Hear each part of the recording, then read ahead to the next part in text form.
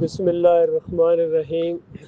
اللہ تعالیٰ کا ارشاد ہے کہ جب قرآن پڑھا جائے تو خاموش ہو جاؤ اور غور سے سنو تاکہ تمہارے اوپر رحم کیا جائے۔ اعوذ باللہ من الشیطان الرجیم، بسم اللہ الرحمن الرحیم۔ حتی اذا جاء احدکم الموت قال رب ارجعونی لعلی اعمل صالحا فیما ترکت کلا انہا کلمۃ وہو قائلها ومن ورائہم برزخ الی یوم یبعثون۔ یہ سورہ المومنون کی 100 نمبر آیت ہے، جس میں مالک فرماتا ہے کہ یہ زندگی ملی ہے ہمیشہ کے لیے نہیں، ایک دن مرنا ہے، اور مرنے کے ساتھ جو کیفیت ہونے والی ہے وہ ہمارا مالک اور خالق ہمارے سامنے لا رہا ہے کہ جب کسی کی موت کا وقت آتا ہے، اس وقت جب فرشتے آتے ہیں اس کی روح نکالتے ہیں، جب اور روح نکال کے جب لے جا رہے ہوتے ہیں تو اس وقت وہ چیخ رہا ہوتا ہے، چلا رہا ہوتا ہے، فرشتوں کے سامنے یہ درخواست رکھتا ہے کہ اب مجھے واپس بھیجو۔ اللہ کو پکارنا شروع کر دیتا ہے، اے میرے رب مجھے واپس بھیج، اے میرے رب مجھے واپس بھیج۔ اب دنیا سب یاد آ رہی ہے، دنیا کی باتیں یاد آ رہی ہیں، کس جگہ اس نے اپنی وقت کھپائی تھی، زندگی کھپائی تھی، کس مقصد کے لیے پیدا کیا گیا تھا، اب سارے راز کھل گئے اس کے سامنے، اور وہ چیخو پکار لگا ہوا ہے کہ اب واپس بھیج یا اللہ، اب مجھے واپس بھیج۔ فرشتوں کی ایک جھلک دیکھ کے ساری بات اس کو سمجھ میں آ گئی ہے۔ دنیا میں پہلے نہیں سمجھ آ رہی تھی، نہ خود غور و فکر کیا، نہ کسی کے سمجھانے سے بات سمجھ میں آئی، اور موت کی ایک جھلک دیکھ کے، فرشتوں کی ایک جھلک دیکھ کے سب کچھ سمجھ میں آ گیا ہے، اور بار بار چیخ رہا ہے کہ یا اللہ مجھے واپس بھیج، واپس بھیج، اب میں نیک کام کروں گا، اب میں تجھے مانوں گا، اب تیرے اوپر ایمان لاؤں گا۔ دوسری جگہ آتا ہے، کبھی کہتا ہے اب میں وہ سب کچھ چھوڑ دوں گا جس کو میں پہلے نہیں چھوڑتا تھا، یا اللہ اب میں تیرے ساتھ کسی کو شریک نہیں ٹھہراؤں گا۔ اس طریقے سے ساری باتیں وہ کہتا ہے، اور اس کو ڈانٹ کر جواب دیا جاتا ہے کلا، ہرگز نہیں۔ اس طرح انداز سے جھڑک کر اس کو جواب دیا جاتا ہے کہ اب ہرگز نہیں، اب تیرے اور تیری دنیا جہاں تو جانا چاہتا ہے، وہ من ورائہم برزخ الی یوم یبعثون، ایک آڑ حائل کر دی گئی ہے، بیریئر حائل کر دیا گیا ہے، قیامت کے دن تک اب تو وہاں واپس نہیں جا سکتا ہے۔ تو میرے بھائیوں غور کرو، اس سے زیادہ کوئی حسرت کا، کوئی پچھتاوے کا موقع ہو سکتا ہے؟ پھر سورہ سجدہ کے اندر بتایا کہ جب اس کو اس دنیا میں قدم رکھے گا اور کہے گا میرے رب آج میں نے سب کچھ دیکھ لیا ہے، سب کچھ میں نے سن لیا ہے، آج مجھے یقین آ گیا ہے، بس ایک مرتبہ مجھے واپس بھیج دے، اب میں تیرے پسندیدہ کام کروں گا اور تجھے مانوں گا۔ اور اس وقت بھی اس کو کہا جاتا ہے کہ اب نہیں، تجھے پورا موقع دیا گیا تھا، کتابیں اتاری، اللہ تعالیٰ نے رسولوں کو بھیجا، رسولوں کے ماننے والوں کو بھیجا، عام مومنوں کو، علماء جو صحیح معنوں میں علماء حق تھے،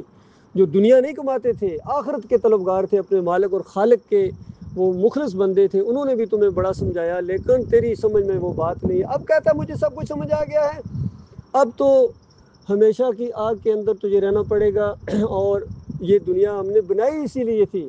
کہ دونوں راستے دکھا دیے جائیں گے، جو مرضی چاہے رب کا راستہ اختیار کر لے، اور چاہے اپنے مولویوں اور پیروں کا راستہ، شرک کا راستہ، کفر کا راستہ، جو بھی ہے، ایک اللہ کا راستہ ہے، اللہ کو اپنا الہ ماننا، معبود ماننا، اس کے سامنے رکوع کرنا، اس کو سجدے کرنا، مشکل مصیبت میں اس کو پکارنا، براہ راست پکارنا، کوئی واسطہ وسیلہ نہیں ہے، وہ شرک سے زیادہ قریب ہے، دل کے وسوسے جانتا ہے، گنگے کی پکار کو وہ جاننے والا ہے، ہر زبان کا وہ خالق، ہر زبان کا وہ خالق ہے، ہر زبان کا۔ غور سے سنیں، چپ ہو جائیں تھوڑی دیر کے لیے، ہاں، اللہ کے کلام بیان کیا جا رہا ہے، اس کے بعد آپ کو موقع دیا جائے گا، یہ گفتگو ہے ہی اللہ کی بات کی ہو رہی ہے۔ تو دو راستے ہیں، ایک انبیاء کا راستہ ہے، پورے قرآن میں اللہ تعالیٰ نے انبیاء کا راستہ جو ہے وہ بیان کر دیا، چاہے وہ آدم علیہ السلام کا راستہ، سب سے پہلے انسان، ابو البشر سمجھ لیجئے، اور وہاں بھی ابلیس کا معاملہ سنو، ابلیس نے نافرمانی کی تھی اللہ تعالیٰ کی، جب اللہ تعالیٰ نے حکم دیا فرشتوں کو اور اس ابلیس کو بھی کہ آدم کے آگے جھکو، اس کی فضیلت کو تسلیم کرو، میں نے اس کو زمین کے اوپر خلیفہ بنایا ہے، اس کے بعد تکبر کیا اس نے، اور ایلے بانے ڈھونڈنا شروع ہو گیا، میں اس سے بہتر ہوں، میں یہ ہوں، میں وہ ہوں، میں اس کے سامنے۔ تو اس کے بعد اللہ تعالیٰ نے کہا کہ مردود نکل جا یہاں سے،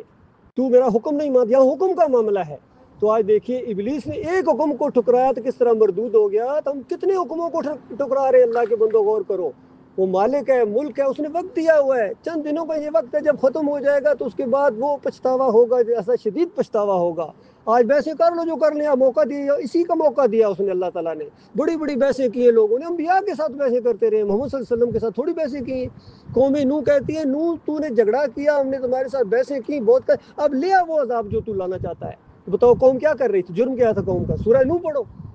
5 اولیاء اللہ، 5 نیک لوگوں کو وہ پوجتی پکارتی تھی، ان کے سامنے جھکتی تھی، ان کی قبروں کے اوپر جا کے سب کچھ کرتی تھی۔ سورہ نوح پڑھو۔ بخاری کی روایت کے اندر آتا ہے، نبی علیہ السلام فرماتے ہیں کہ وہ جو 5 نام آئے ہیں ود، سوا، یعوث، یعوق اور نصر، سورہ نوح کے اندر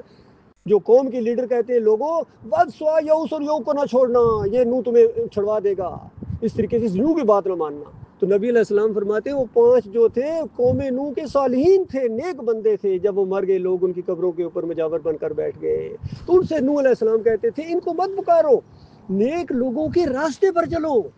یہ ہے نیک لوگوں کا ماننا۔ کہتے ہیں بڑی انہوں نے محنتیں کی تو اللہ کی بندگی کی محنتیں کی، تم بھی محنتیں کرو، انہی کے طریقے کے مطابق کرو، ان کی باتوں کو مانو۔ لیکن یہ کون سا انداز ہے، تم عرس اور میلے کر رہے ہو، چڑھاوے چڑھا رہے ہو، وہاں ڈول ڈمکے بھی کر رہے ہو، سجدے کر رہے ہو، رکوع کر رہے ہو، اور سمجھتے ہو ہم ان کے راستے کے اوپر ہیں، ان کو مدد کے لیے پکار رہے ہیں، جس طرح مشرکین مکہ پکارتے تھے یا ابراہیم حافظنی یا لات بابا یا وہ بھی نبیوں کو پکارتے تھے، ولیوں کو پکارتے تھے، اور اللہ کی کتاب نے ان کو کافر کہا ہے۔ تو میرے بھائیو آج بھی یہی ہماری قوم ہے جس کی حالت آپ دیکھ رہے ہو، جس پر کڑنا ہوتے ہو، یہ ایسا ہو گیا، یہ ہو گیا، یہ ہو گیا، یہ جھوٹ بولتے ہیں، یہ وعدہ خلافیاں کرتے ہیں، یہ کرتے ہیں، یہ اسی وجہ سے کرتے ہیں کہ یہ وہ مومن نہیں ہے جو قرآن کے مومن ہو، جو نبی علیہ السلام نے جن کو مومن کہا ہے، یہ نبی علیہ السلام کے راستے کے اوپر نہیں ہے۔ نبی علیہ السلام کا راستہ اختیار کرو، اللہ کے بندو، نبی علیہ السلام کو پوجنا پکارنا شرک ہے۔ علی رضی اللہ عنہ کو راستہ اختیار کرو، ان کے راستے پر چلو۔ جانتے ہو علی رضی اللہ عنہ کیسے تھے، کبھی سوچا ہے، پڑھا ہے؟ نبی علیہ السلام فرماتے ہیں اے علی، فتح مکہ کے موقع کے اوپر، کہ علی میں تمہیں بھیجوں اس کام کے لیے، یعنی بہت زبردست کام۔ تو انہوں نے کہا بھیجیے، ان کا جاؤ اس پوری اسلامی مملکت کے اندر کوئی قبر جو سر کے اس نے اٹھایا ہو اوپر اس کو نیچے کرو، برابر کرو، اور کوئی تصویر جو تمہیں نظر آئے اس کو پھاڑ دو، اور جو مورتی تمہیں نظر آئے اس کو توڑ دو۔ اللہ کے بندو یہ اسلام ہے، یہ نبی علیہ السلام کا طریقہ تھا۔ آج اس کو قوم نے چھوڑنے کے بعد اب پھر ذلیل و خوار ہے، ذلت و خواری، یہود و نصارہ تو کیا، ہندو گائے کا پیشاب پینے والا بھی ان کو آنکھیں دکھاتا ہے، اس کے ساتھ بھی ٹکرانے کی ان کو ہمت نہیں ہے، کیونکہ اللہ کی کتاب کی انکاری ہو گئے، فرقوں میں بٹ گئے، کوئی بریلوی بن گیا، کوئی دیوبندی بن گیا، کوئی اہل حدیث بن گیا، کوئی سلفی بن گیا۔ کہاں ہے وہ مسلم، بتائیے نا۔ انہوں نے دین کو پیشے کے طور پر اپنایا، جتنا دین پوری دنیا میں اسلام کے نام ہے سب پیشہ ور لوگ ہیں، نماز پڑھانے کے پیسے لیتے ہیں، تنخواہ لیتے ہیں، اندازہ لگا، اپنی محنت نہیں کرتے ہیں، اور اذان دینے کے پیسے لیتے ہیں پوری طرح، اللہ کے لیے اذان نہیں دیتے ہیں۔